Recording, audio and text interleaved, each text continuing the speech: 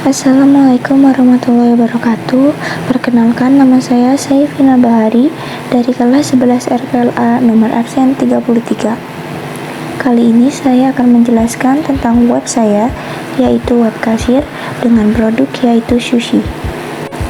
Langsung saja, di sini saya telah membuat UI desainnya di web Figma.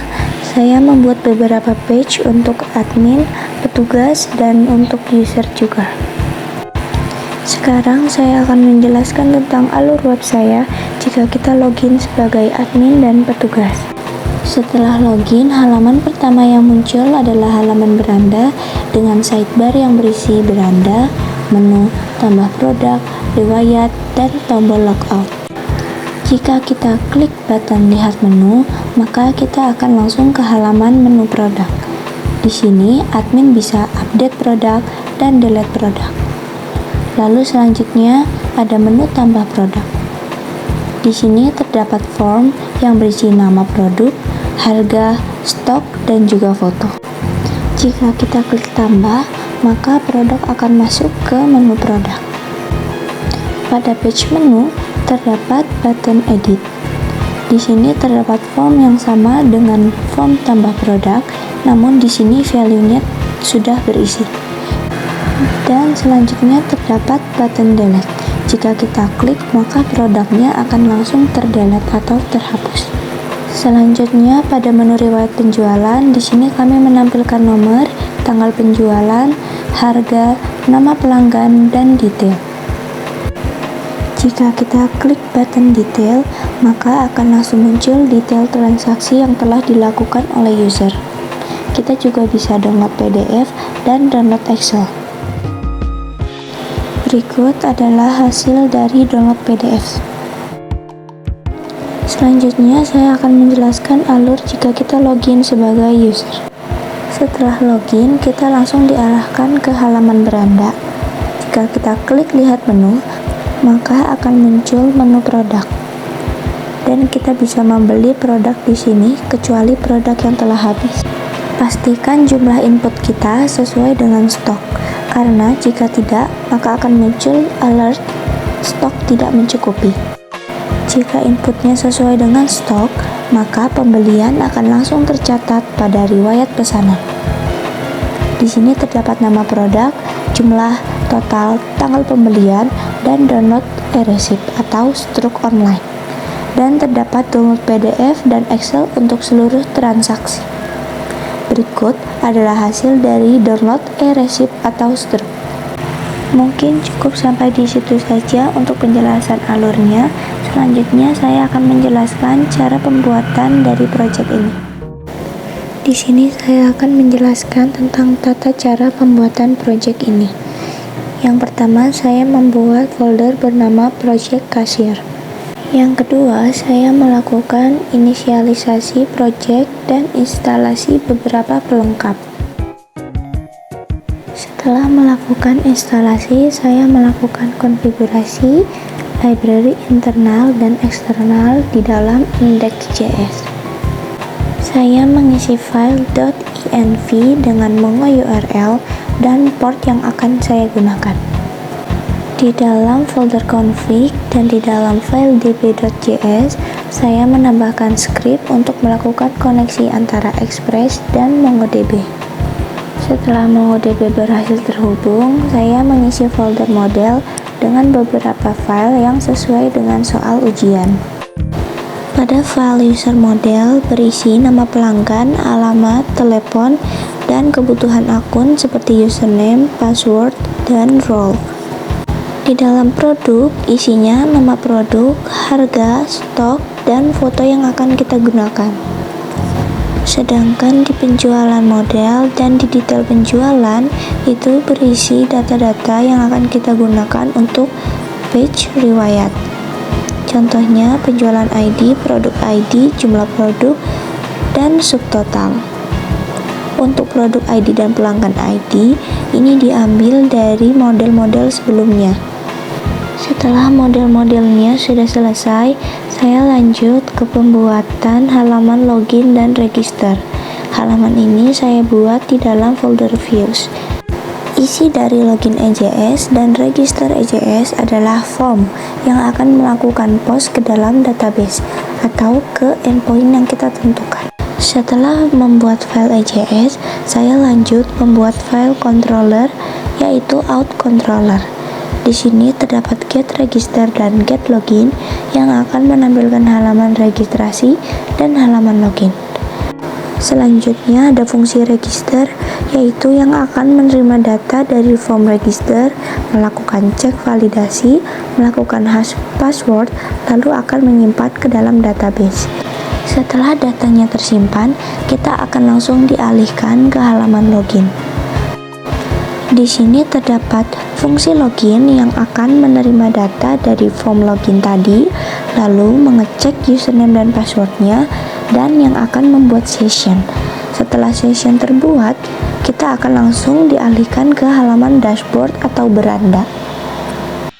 Dan terdapat fungsi terakhir pada out controller, yaitu fungsi logout. Fungsi logout ini akan menghapus session yang kita buat sebelumnya. Setelah itu, saya membuat file outroutes untuk menghubungkan URL ke fungsi-fungsi yang ada di out controller tadi, yang akan menjalankan logika seperti menampilkan halaman login, menyimpan data, dan menghapus session. Selanjutnya ke bagian produk. Yang pertama, saya membuat bagian sidebar.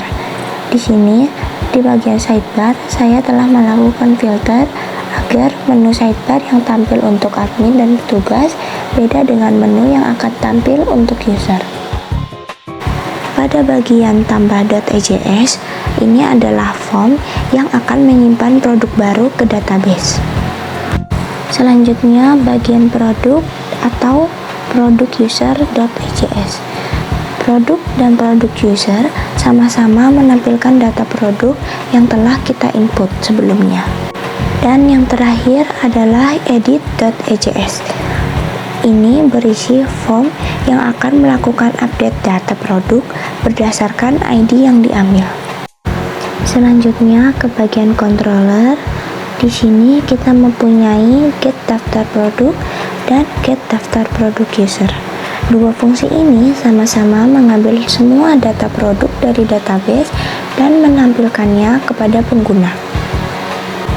Selanjutnya ada fungsi tambah produk. Fungsi ini akan mengambil data yang sudah kita input dari form, yaitu nama produk, harga, stok, dan foto. Untuk harga dan stok tidak boleh negatif. Dan setelah semua input telah penuh, kita akan lanjut menyimpannya ke dalam MongoDB. Setelah sudah tersimpan, maka kita akan langsung dialihkan ke halaman produk. Selanjutnya yaitu fungsi get edit produk. Fungsi ini yaitu untuk menampilkan form edit produk dan mengambil data produk berdasarkan ID yang sesuai. Nah, di bagian edit produk ini kita mengambil data produk berdasarkan ID, lalu kita bisa mengupdate nama, harga, stok jika ada input baru, termasuk gambar juga. Jika ada input baru, maka gambar lama akan terhapus dan kita akan menyimpan gambar yang baru. Setelah semuanya sudah disimpan, maka kita akan dialihkan ke halaman produk lagi. Yang terakhir yaitu fungsi delete produk. Fungsi ini tentu saja untuk menghapus produk dari MongoDB. Setelah produknya sudah terhapus, maka kita akan redirect ke halaman produk lagi. Selanjutnya yaitu ke bagian produk routes. Routes yang pertama yaitu untuk menampilkan daftar semua produk. Routes yang kedua untuk menampilkan form tambah produk.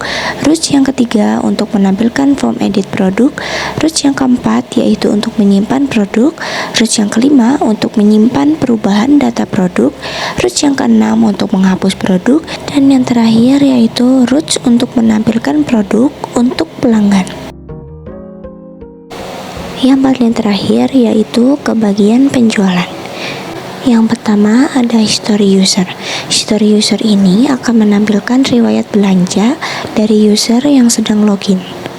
Di page history user ini, kita bisa download e-receipt per transaksi atau mengekspor seluruh pesanan kita.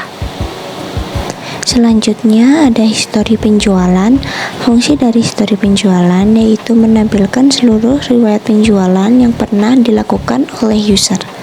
Dan terdapat tombol lihat detail untuk ke detail transaksi. Di sini kita juga bisa ekspor PDF atau Excel dari semua transaksi yang pernah dilakukan. Nah, untuk detail transaksi ini, dia itu hanya menampilkan detail dari satu transaksi. Detailnya berisi nomor, nama produk, jumlah, dan total. Di dalam controller, kita memiliki fungsi get penjualan dan get penjualan detail. Sebenarnya, dua fungsi ini hampir sama, yaitu mengambil data transaksi. Namun, get penjualan fungsinya itu mengambil semua data transaksi, sedangkan get penjualan detail yaitu untuk mengambil detail dari satu transaksi tertentu berdasarkan ID-nya. Selanjutnya ada order produk. Order produk ini fungsinya untuk menyimpan transaksi pembelian ke dalam database. Prosesnya yaitu mengambil produk berdasarkan ID, melakukan cek stok, kurangi stok, lalu buat data penjualan dan detail penjualan. Setelah semuanya sukses, kita akan dialihkan ke halaman riwayat penjualan user tadi. Selanjutnya ada get history user. Get history user ini yaitu untuk menampilkan semua riwayat transaksi milik user tersebut. Selanjutnya ada export history user PDF dan export history admin PDF. Dua fungsi ini sebenarnya hampir sama fungsinya, yaitu untuk mengunduh riwayat transaksi ke dalam bentuk PDF. Mungkin yang sedikit beda yaitu data yang diambil. Jika di dalam admin, dia terdapat nama pelanggan. Namun jika di dalam user, dia tidak ada nama pelanggannya. Selanjutnya yaitu export e-receipt. Export e-receipt ini fungsinya yaitu untuk mengunduh struk yang berisi satu transaksi saja dalam bentuk PDF. Yang terakhir yaitu export history user Excel dan export history admin Excel. Kedua fungsi ini fungsinya sama, yaitu untuk mencetak riwayat penjualan atau pembelian di dalam format Excel. Yang terakhir yaitu penjualan routes. Di sini kita terdapat beberapa routes. Yang pertama yaitu untuk membuat pesan produk baru dengan ID user yang telah login. Yang kedua yaitu untuk mengambil semua data riwayat penjualan. Yang ketiga yaitu untuk mengambil detail penjualan berdasarkan ID transaksi. Yang keempat yaitu untuk mengambil riwayat pembelian user yang sedang login. Yang kelima yaitu untuk mengekspor pembelian user yang sedang login ke dalam PDF. Yang keenam sama namun ke file Excel. Yang ketujuh yaitu untuk ekspor e-receipt per transaksi. Yang kedelapan yaitu untuk ekspor seluruh riwayat penjualan ke dalam PDF. Yang kesembilan sama seperti nomor 8 namun ke dalam Excel. Karena saya belum membahas tentang middleware, jadi di sini saya akan membahas tentang middleware yang ada di project saya. Yang pertama yaitu middleware check session. Secara singkat, middleware ini memastikan user sudah login. Jika user belum login, maka user akan diarahkan ke halaman login. Middleware yang kedua yaitu middleware check role. Middleware ini memeriksa apakah role user ini termasuk yang diizinkan untuk mengakses root tersebut. Jika tidak, maka user akan diarahkan ke halaman login. Selanjutnya untuk upload image.js. Kode ini mengatur cara penyimpanan file upload gambar di dalam folder public dan di dalam folder image. Sekian dari saya, mohon maaf jika ada kesalahan. Wassalamualaikum warahmatullahi wabarakatuh.